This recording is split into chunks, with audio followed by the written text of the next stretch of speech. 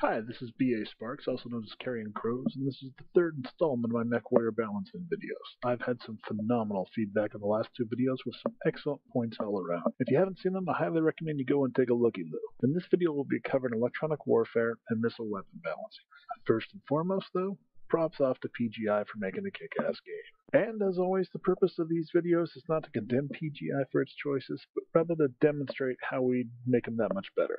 Alright, let's get cracking. Before we can really get into missile balancing, we need to cover some aspects of the game, namely electronic warfare side of things. Now what I mean when I say electronic warfare side of things, I mean sensors, line of sight, indirect firing, spotting, ECM, BAP, TAP, NARC, Artemis, and all other aspects along those lines. My absolute first reaction when I played MDO was, why does every mech have a C3 computer?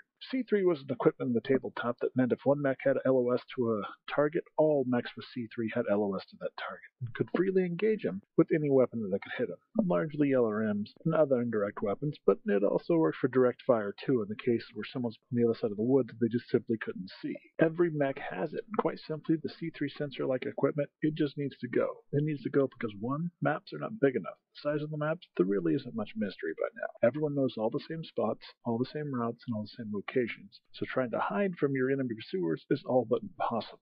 Two, by having C3 sensors, it now gives the developers nowhere to go. There's no real reason for scouts, for recon, or even C3 equipment when it does come around. No reason for spotting. There simply isn't a need. All someone has to do is hit R if they have LOS.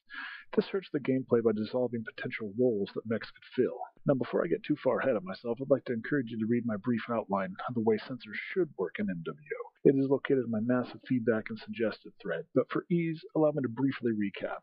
Sensors, ECM, and electronic warfare. My suggestion for this is to give all Battlemechs something called a mech signature, or MSIG. The MSIG represents the distance a mech can remain undetected and untargetable by another Battlemech. A simple version of doing this is to give all mechs an MSIG of 800. This means that one Battlemech could detect another Battlemech at a distance of 800 meters, provided they have line of sight. The complicated version is that most mechs would have an MSIG of 800, but some would have an MSIG greater or lesser than the standard 800 dependent. This would be different between Battlemechs because you can make them different between variants or even the Battlemech chassis itself to give them a uniqueness to them. Some Battlemechs are a little bit more stealthier than others. Now, the opposite of MSIG is sensor strength. Sensor strength represents a Battlemech's ability to detect an enemy Battlemech and to target them. For instance, a Battlemech with a BAP, or Beagle Active Probe, would have a sensor strength of 200, allowing her to see Battlemechs as if they had an MSIG 200 worse than what they actually have. So MSIG is your basic stealth efficiency. The lower the MSIG, the stealthier you are. The higher your sensor strength, the more adept you are at sniffing out stealthier mechs. An MSIG cannot be reduced to less than 100.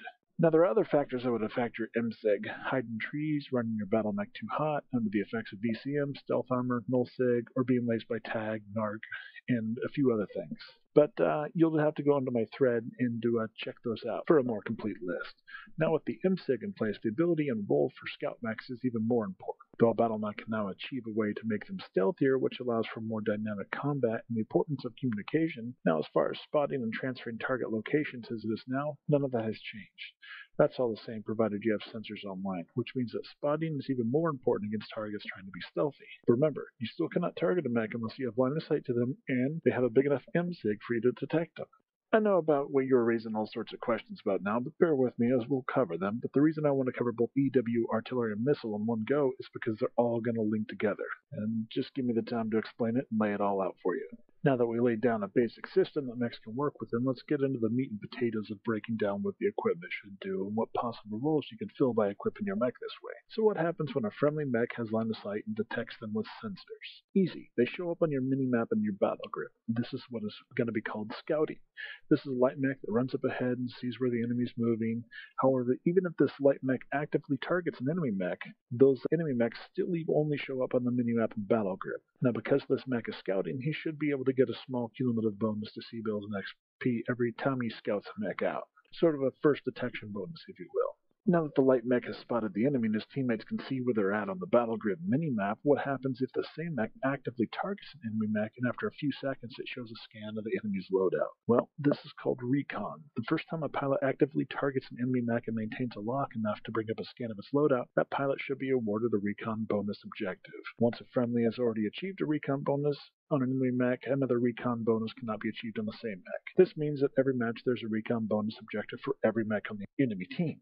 And the same with you, for the enemies get it as well. Sort of a first come, first served service. This awards players who like to run the light gauntlet, and though may not be able to gain the C-bills and XP through the damage done because their loadout is extremely light, they can make up for that by gaining C-bills and XP through scouting and recon objectives. Why is recon and scouting so important outside of just the mini award? Glad you asked. This is where the command console comes in. You guys remember those, don't you? Well, anyone that has a command console equipped will be able to see the loadouts of all reconned enemy mechs in the battle grid. So anyone wanting to be a commander can take the command console, and once the mech has been reconned, they can see what their loadout is, who's piloted, and even if the mech is not actively targeted. Once an enemy mech is scanned, it's locked in for the match. Furthermore, a commander or lance leader with a command console equipped will be able to assign targeting priorities. So instead of a basic triangle or basic box around an enemy mech, the enemy mech will appear in like a triple ring triangle or a triple ring box to let your friendly teammates know that the commander deems this to be a targeting priority.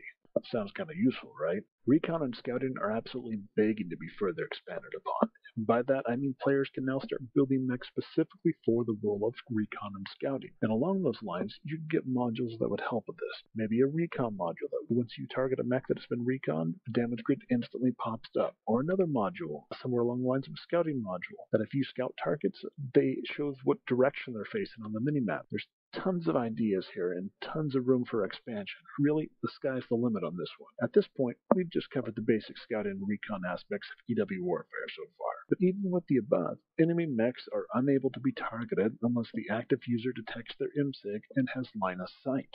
So even though your scouts have line of sight and have them actively targeted, those targets will only show up on the minimap and battle grid. A lot of people at this point may seriously dislike these suggestions so far, especially if they're big on using LRM boats for raining down fire on enemy mechs. Just hold on a little while longer. The reason for this will be clear soon. And you'll still be able to make lots of rain, just not the way you think. But back to EW. Now let's talk about the tag and the narc in the electronic warfare. This is where we talk about spotting and spotting equipment. Unlike scouting and recon that only bring up enemy mechs on the minimap and battle grid, spotting will allow friendly mechs to target that enemy mech and lock them up, even if they don't have line of sight or IMSIG detection. How do you spot for your team? Well, you just hit an enemy target with a tag or a narc. Let's get into specifics. The tag laser. The tag laser should act as it does now. You laze people out to 750 meters, it increases their IMSIG, and allows other friendly mech warriors to target that mech and begin locking missiles. Pretty simple stuff. We know it, we all use it. Anyone that's fired upon a target should have the tag or narc spotting bonus that gives them extra XP and C-bills, just like it does now. Considering how light and how useful tag is, let's keep it simple and stop right there. Now the narc. The narc weighs considerably more and is much harder to use. As such, a person really needs an incentive to take this beast over the much lighter and easier to use tags. The narc will work a lot like the tag with a few major changes. For balancing, we're going to drop the narc ammo back down to 6 runs a ton. When a narc beacon is placed on the mech, it lasts for 15 seconds. Now, you could possibly get skills or modules that will extend this time up to 20 seconds, but we won't go into that right now. But you can see the possibility. The upside is there's no damage cap on this time. Once a target is narked, they're narked hardcore until the narc beacon runs out or the mech is destroyed. Now, the major difference between tag and narc is that narc beacons will confer a bonus in the form of higher missile arcs. This means that missiles launched against a target that is narked will have a much higher arc and a steeper descent. Remember that patch we had a while back where the indirect fire was coming in really steep, making it difficult for you to take cover behind low hills or sort of half cover? Yeah, that. Let's bring that back, but only for missiles launched against narc targets. Now the narc missile is useful. The narc missile is now justifiable with its 3 tons and 1 ton of ammo in relatively short range. This means it's worth the risk for a mech to get within range, hit a target with a narc, and get back out, because now the incoming fire will avoid most of the cover, and you can be assured to killing that mech is that much more effective. Tag and narc will provide other bonuses as well, but we won't get into those because we're just covering the EW side of things. Now with the tag and the narc, what we have here is another role that mech warriors can build their mech towards. A spotter.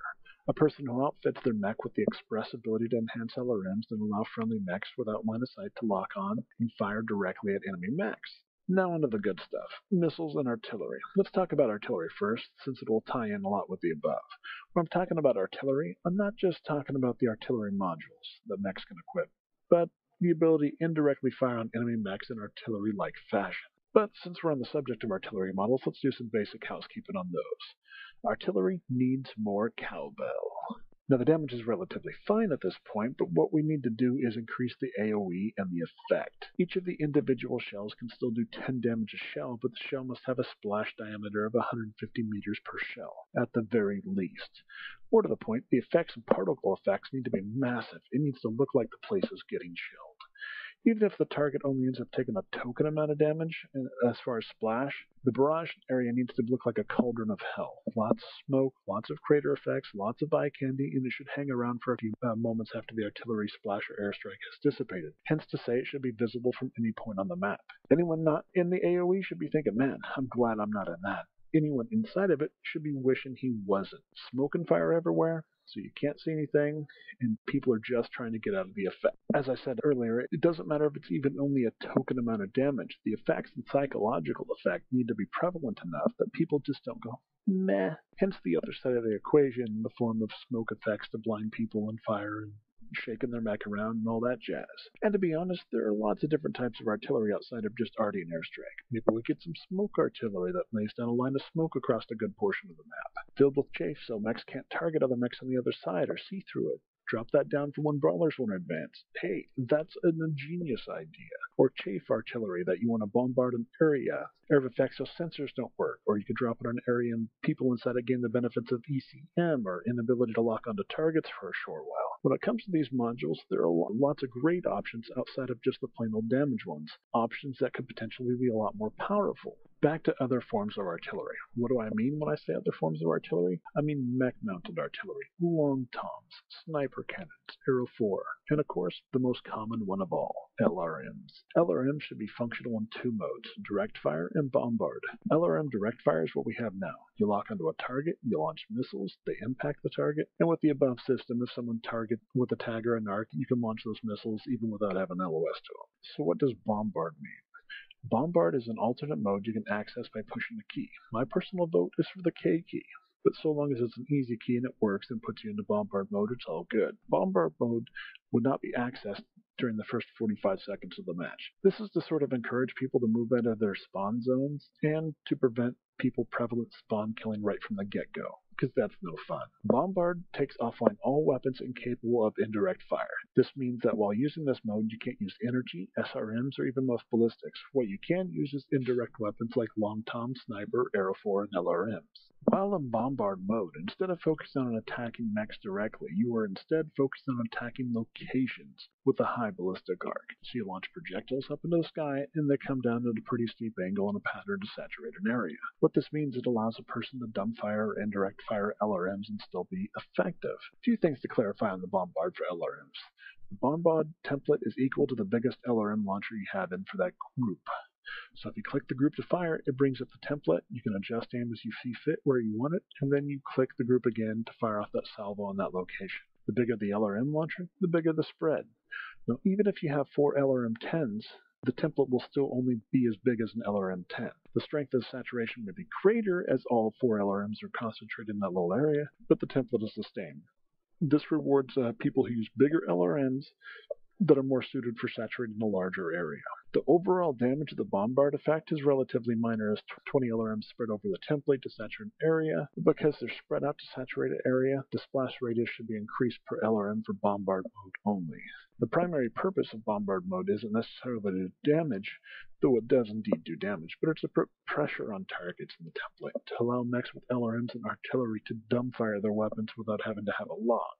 So you see where scouting and recon become important again? Now, once you guys identify where on the map they are, you can start hitting them in bombard mode. putting pressure right from the get-go. So if a light mech is scouting and gets sensors on an enemy mech and those mechs show up on the minimap and battle grid, in bombard mode you would be able to see those locations visually represented in that view. This allows LRM boats to function in both direct fire and indirect fire in the form of bombard. What this allows us to do is to tune LRMs a bit more to make them a little bit deadlier in direct form, but also a lot faster for indirect fire. But let's briefly cover the Long Tom, the Sniper Cannon, the Arrow 4 artillery.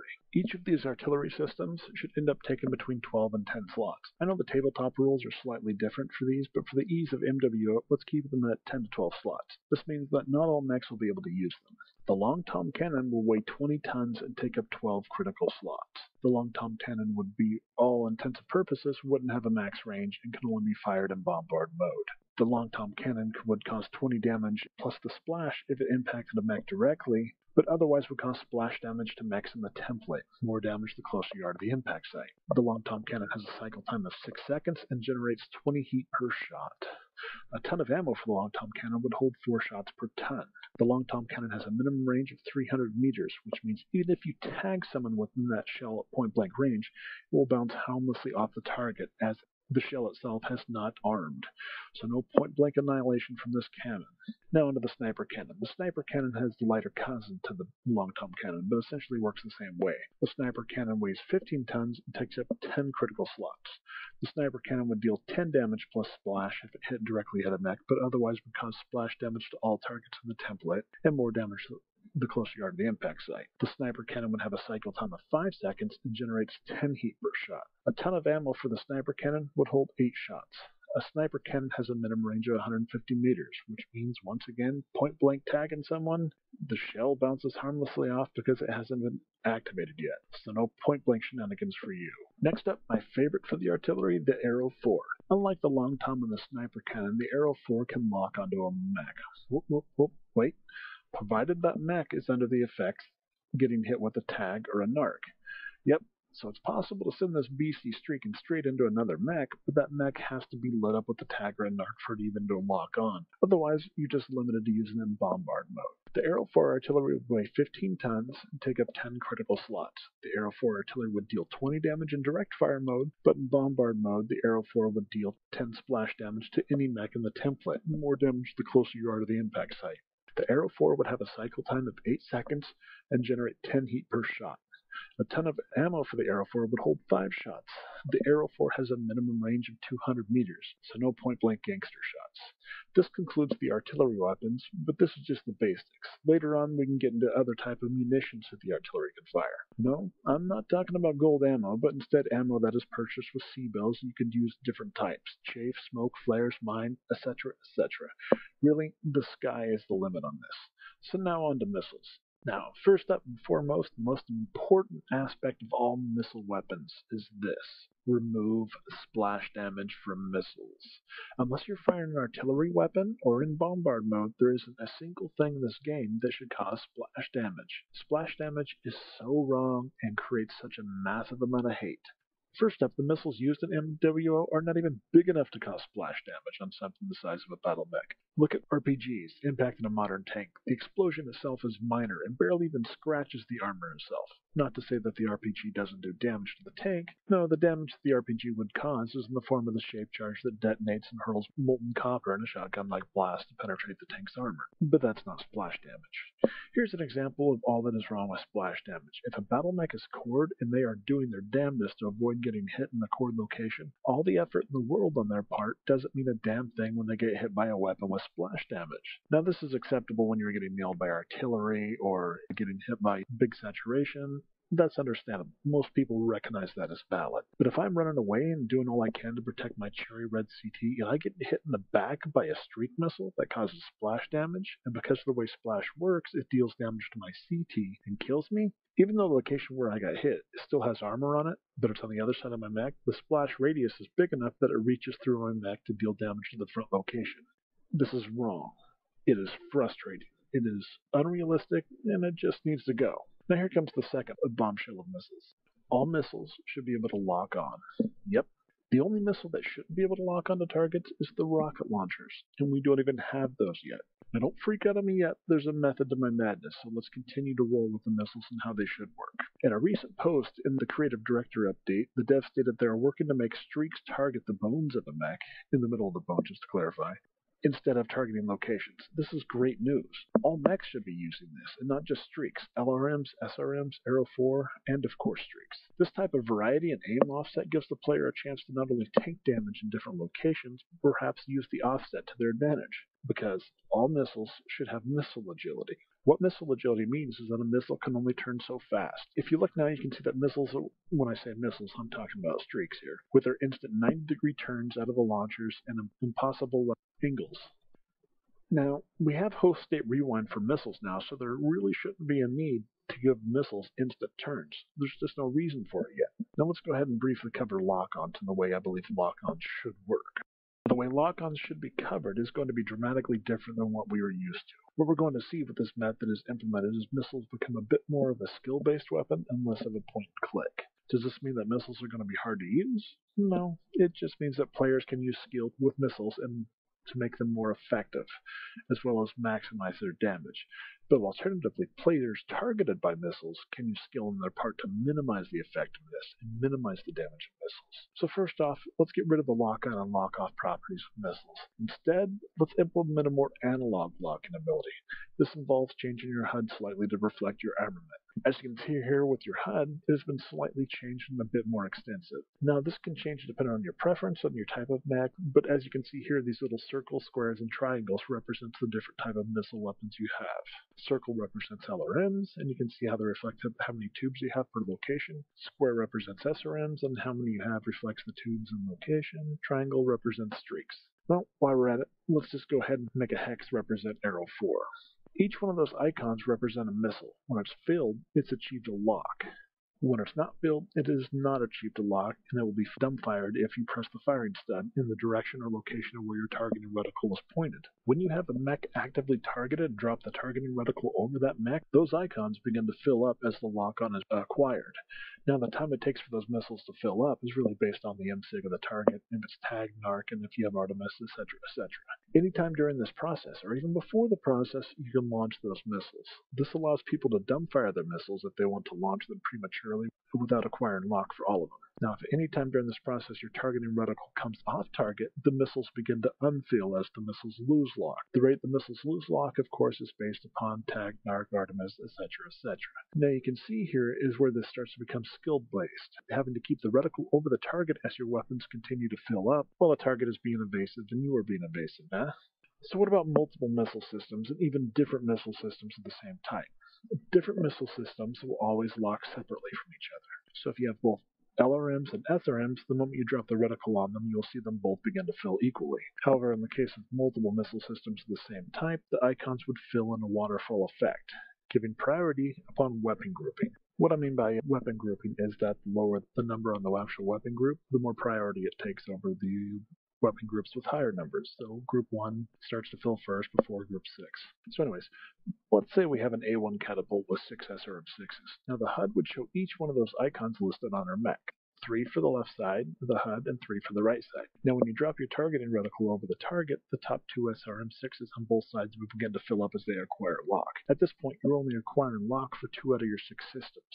But once both the top missile systems have 50% of their icons filled, the next set of weapon systems begin to fill up, which is the second set. And once the second set has reached 50%, the third set will begin to fill. This is what I mean by the waterfall effect. This is done to really give players both some hard choices and introduce a lot more skill into the game. They can wait till all the icons fill up and launch one massive wave of missiles, but it takes longer to fill them all up and thus it lowers a lot of their DPS. Or they can launch each of the missiles in waves as each system fills up, or even dumbfire them if they want. See how the system both rewards the player and balances at the same time? This system would work exactly the same way for streaks and LRMs. Now what we have to do here is introduce modules and equipment that can increase this time, decrease it, and make the waterfall cascade occur at 33% of the filled icons. Tons of other different things we can expand upon. So what happens once all the locked-on missiles are launched? Well, it works a lot like it does for locking on initially. These are not fire and forget missiles. You have to keep the reticle on the target for the missiles to continue to main lock. Even the slightest slip on your end could end up costing you missiles to lose lock. If the missiles lose lock in mid-flight, they cannot reacquire lock. Remember, missiles have agility now, so that means too extreme of an angle and the missile itself cannot turn fast enough. So it's important to both line up your shots so they don't come in at extreme angles and keep the reticle on target, even after you fired. So this is where skill enters into the equation. Skill on the user's part to keep the reticle on target and keep track of his angles, and skill on the defender's part that rewards him for being evasive and making the other player lose lock. Evasion on the defender's part can force the attacker to take longer to fire a full salvo, or even a jink or a juke at the last minute can force the attacker to launch missiles without having them all locked up on the target, or causes missiles in mid-flight to lose lock. Can you see how this is a much more desirable system than what we have now? Even though SRMs and streak SRMs are lock-on weapons, it's still balanced. So what about streaks, you're asking? Well, here's what we get in the table talk formula for streaks. And really, it fits right in here. Streaks cannot be fired unless the launcher has a full lock and all missile icons are filled. This means that the attacker can hold down the firing key, and once the missiles achieve full lock, they'll automatically fire. Just because the launcher fired all missiles with a lock on it doesn't mean that all missiles will hit. The attacker still has to keep the targeting reticle on the target or will end up losing lock for the missiles in mid-flight.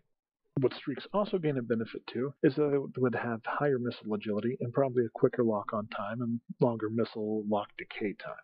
Missile lock decay time is a fancy way of saying the time it takes for your missiles to lose lock. By implementing this system, we begin to pave the way for the clans and their crazy Streak 4 and Streak 6 launchers. Now, all missile weapons are comparable, and because there is no splash damage for the missiles and they lock onto different locations on the mech skeletal structure, we can now begin to increase the damage of the SRMs back up to the 2.0 range or 2.5 damage missile. Well, this is the last point on missiles, but it's far from the least. Now that we have established a system for missiles, what we can do now is fix the missile range. All missiles' effective range stays the same, but now missiles should have a maximum range equal to 50% of their effective range. For instance, energies have effective range, and then they have a maximum range equal to double their effective range. Ballistics have their effective range, but a maximum range equal to 3 times their effective range. Missiles should work along the same path, but missile weapons should only have a maximum range of 50% of their effective range. So, in the case of SRMs, they have an effective range of 270, but a maximum range of 405 meters. LRMs would have an effective range of 1,000 meters and a maximum range of 1,500 meters. So what happens when a missile crosses the threshold of its effective range? Easy answer. The missiles begin to lose lock and the icons begin to unfill. Doesn't matter how dead center you are with the aiming reticle, once the missiles cross their effective range, they begin to lose lock. This way, missile weapons begin to lose effectiveness and don't deal a full damage past their effective range, just like every other weapon in the game. But at the least, this way your target doesn't laugh at you when he's at that magical 271 meters and your missiles explode harmlessly. And of course, the rate you lose lock is based on MSIG, TAG, NARC, Artemis, etc., etc. Now you may be asking yourself, what does Artemis do? Like TAG and NARC, what it does do is speed up lock-on time, how fast you can fill your missile icons, slows your missile lock decay time, and how fast you lose your locked-on missiles once they pass the effective range. And lastly, but not least, it will increase your missile agility. And I'm thinking it should add a little bit more weight to the targeting of a torso rather than the arms and legs. Remember when I was talking about targeting the skeletal structure? Well, if you have Artemis, it'll put a little bit higher weight towards targeting torsos rather than the other odd bits. So this concludes my feedback of electronic warfare artillery missile systems. Feedback is always welcome and encouraged. A special shout out to Gilfno for mixing the sound, and once again a big shout out to PGI for making the game, and you fans for enjoying it. Now, I'm toying with the idea of doing a video on how melee could be implemented into WL, as well as a bi-weekly or monthly series on Battlemech that I believe should be implemented in this game. So keep an eye out, but no promises. I just acquired a lot more free time on my hands. Stay frosty, my friends. I can finally build that lake house, and I'll run around naked all day. Ha ha! Dangly parts.